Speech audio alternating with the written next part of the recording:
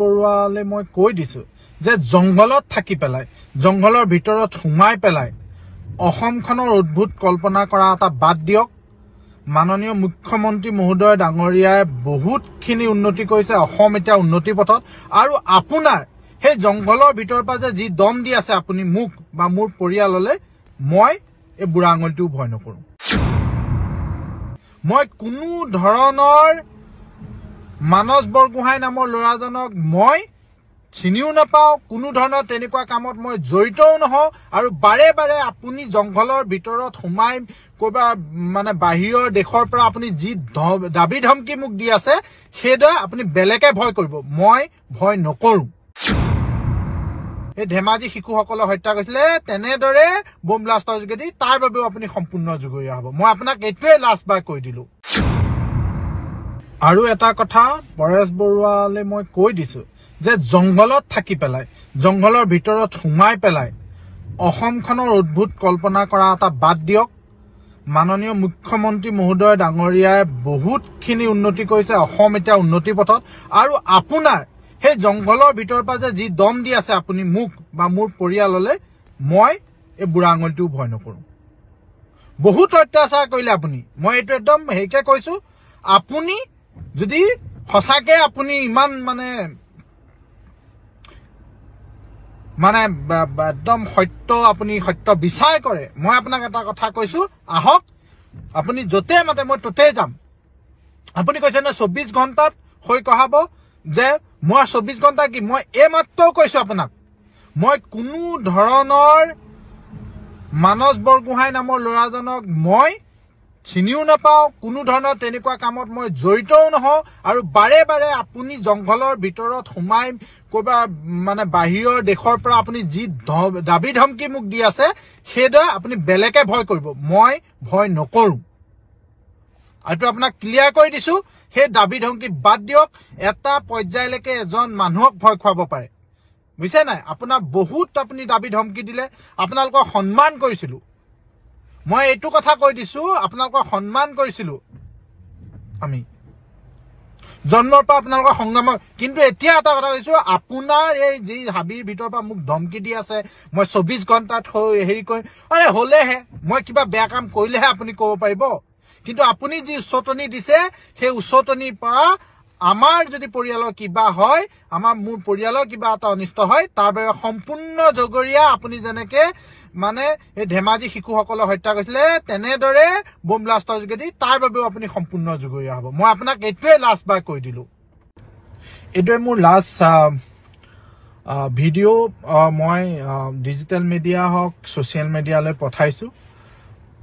নিষিদ্ধ ঘোষিত সংগঠন আলফাৰ যি সৰ্বধানী যি মানে সৰ্বা পৰেশ বৰুৱালে মই কৈছো যে তেওঁ যি লুকা ভাকু খেল খেলি পেলাই যে মোক লগতে মোৰ পৰিয়ালৰ এনেধৰণে তেওঁ মাইণ্ড গেম খেলিছে যাতে মানুহে গৈ মোৰ আৰু মোৰ পৰিয়ালক এটেক কৰক আৰু এইটো এটা মানে যে মানুহে একেলগে মব লাঞ্চিং টাইপত কৰিবলৈ তেওঁ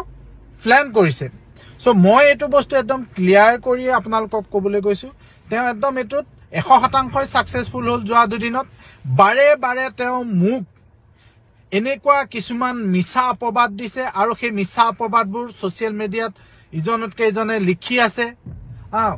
মোক ইঞ্জিনিয়াৰ নহয় বুলি কৈছে মই চাকৰি নাই কৰা বুলি কৈছে মই ৰৰ অফিচাৰ বুলি কৈছে এসবি অফিচাৰ বুলি কৈছে ইয়াৰ যোগেদি কি হৈছে যে তেওঁ দেখাব খুজিছে যে মই অসমীয়া লৰাক আলফালে মানে পঠাই পেলাই এজেন্ট হিচাপে মই আলফা ধ্বংস কৰিব আৰু মই এটা কথাই পৰেশ বৰুৱাক ক'ব খুজিছো তেখেতক মই পৰেশ বৰুৱা বুলি কৈছো একানে ক'ব খুজিছো সক আপুনি এজন সাধাৰণ লৰাক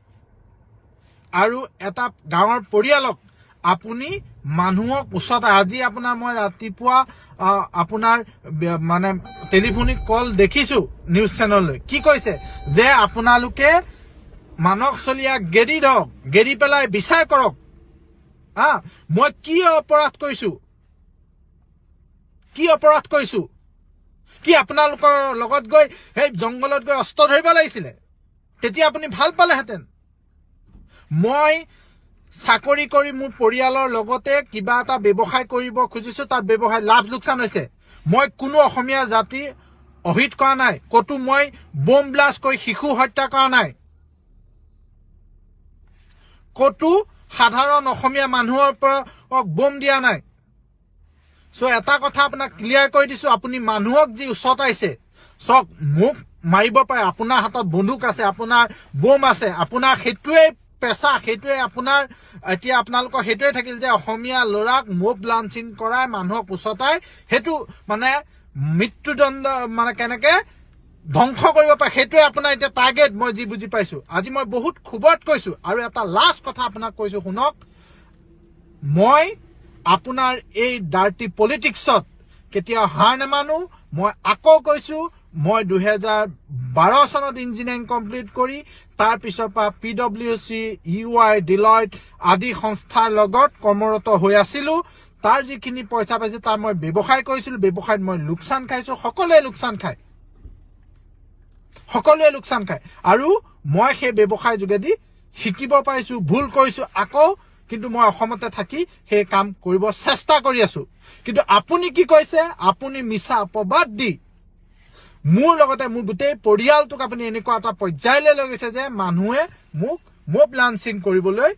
উচতাই আছে। আৰু আপুনিতো নিজেই সশস্ত্ৰ অংগবা কি দিছে মানে মোক কেনেকে গুলিয়াব সেইটো মইতো চাগে প্লেন কৰিছেই। কাৰণ আপুনি এইটো দেখাব খুজিছে যে এজন অফিচাৰ এজন SB জোনেল হেডক গুলিয়াই আমি হত্যা কৰিল, সেইটো লৈ আপুনি বাবা ল'ব খুজিছে। কিন্তু প্ৰকৃততে মই এজন সাধাৰণ যুৱক। আপোনালোকক মই প্ৰত্যেকটো নিউজ চেনেলে মোৰ চেলাৰী স্লিপ পঠাই দিছো, আপোনালোকে তাত মাৰি চাওক, মোৰ PFৰ পৰা পান কাৰ্ডৰ আধাৰ লিংক সকলো ওলাই আহিব। এনেধৰণে মিছা অপবাদ দি এটা জীৱন, এটা পৰিয়াল ধ্বংস কৰাৰ যদি আপুনি সংগ্ৰাম কৰিব খুজিছে, সেই সংগ্ৰামত মই থু পেলাই দিওঁ। সেই সংগ্ৰামে আপুনি অসমীয়া জাতিটোক তললৈহে নিছে। মিছা কথা কৈ আপোনাৰ এটা পাৱাৰ আছে বাবে, আপোনাক 100 জনে শুনে বাবে আপুনি সেই মিছা আশ্ৰয় লৈ কোনো বেছিক নোহোৱাকে আপুনি মোক অপৰাধী সজাইছে। আৰু সেয়া সকলোৱে জানে, অসম চৰকাৰেও জানে যে মই কোনো ধৰণৰ আৰক্ষী বিষয়া নহয়, কোনো ধৰণৰ এজেণ্ট নহয়। আৰু মই লাষ্ট আপডেটটো আপোনালোকক এইটোৱে কৈছো, আৰু মই কোনো ধৰণৰ আপডেট নিদিওঁ। মই আকৌ 100 বাৰ নদি কৈছো, মই কোনো আৰক্ষী বিষয়া নহয় বা এজেণ্ট নহয়। যিদৰে পৰেশ বৰুৱাই মোৰ পৰিয়ালৰ প্ৰতি মানুহবোৰক মানে উচতনি দি আছে, যদি কিবা হবলৈ হয়, মোৰ পৰিয়ালৰ মানুহক কোনোবা মব লাঞ্চিং বা এনেকুৱা হেৰি হয়, তেতিয়াহ'লে এই পৰেশ বৰুৱা নামৰ হাবিত লুকাই থকা এই নিষিদ্ধ ঘোষিত সংগঠনটোৰ মুৰব্বীজন হ'ব। মই লাষ্ট অনুৰোধ কৰি পেলাই মোৰ লাইফটো সামৰণি মাৰিছো। আকৌ কৈছো, মই কোনো ধৰণৰ অফিচাৰ নহয়, কোনো ধৰণৰ মানস বৰগোহাঁই নামৰ কোনো যুৱকক মই জীৱনত কাকো ট্ৰেইনিং দিয়া নাই। আৰু ইয়াৰ ফলত যি মানসিক অত্যাচাৰ হৈছে, সেই মানসিক মোৰ ছচিয়েলি যি সামাজিকভাৱে ধ্বংস কৰিছে এটা নিষিদ্ধ সংগঠনৰ মুৰব্বীয়ে। আৰু তেওঁলোকৰ এই মানৱ বৰগোহাঁই কি তেওঁ সমাজ সংস্কাৰক নেকি? তেওঁ কি কৰিছে? তেওঁ মোক ধ্বংস কৰিছে, তেওঁ মোক পৰিয়ালটোক ধ্বংস কৰিব কৈছে। আৰু যিজন ল'ৰাই প্ৰত্যেকটো কথাই মিছা কৈছে। আৰু মই চাকৰি কৰাৰ পৰা, মোৰ আই কাৰ্ডৰ পৰা, মোৰ PFলৈকে সকলো আপোনালোকক দেখাই দিছো, তেতিয়াও কিন্তু মোৰ এগেইনষ্টত পৰেশ বৰুৱাই উচতনিয়াই দি আছে। মই ইয়াকে কৈ মোৰ এই ভিডিঅ'টো সামৰণি মাৰিছো। মই কোনো নকওঁ, কিন্তু মোৰ পৰিয়ালৰ মোৰ কাৰবাৰ যদি কিবা হয়, মোকতো তেওঁলোকে মাৰিবলৈ প্লেন কৰিছে, সেইটো মই কোনো মানে মই নিজৰ কাৰণে চিন্তা কৰা নাই। কিন্তু মোৰ পৰিয়ালৰ কিবা হলে পৰেশ বৰুৱাই যেনেকে অসমীয়া ল'ৰাক কিমান সোপা অসমীয়া ল'ৰাক উচতনি দি তেওঁ মৰালে, আৰু মোৰ পৰিয়ালটো কিবা হবলৈ হলে তেওঁ সম্পূৰ্ণ জগৰীয়া।